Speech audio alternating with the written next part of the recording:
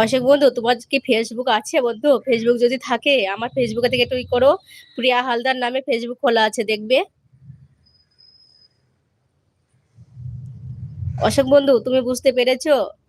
আমার প্রিয়া নামে ফেসবুক খোলা আছে, প্রিয়া হালদার। একটু সার্চ করবে তো।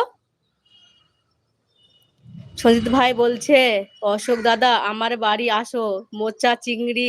এই তো একটু আগে এই কথাটা তোমাকে বলছিলাম, জানো, তোমার কথাই আমি অশোকের সঙ্গে কথা বলছিলাম যে, জানো তো, ওই ভাই এই আর রান্না করেছে, চিংড়ি মাছ ধরেছে। তার মধ্যেই ঝামেলা শুরু হয়ে গেল।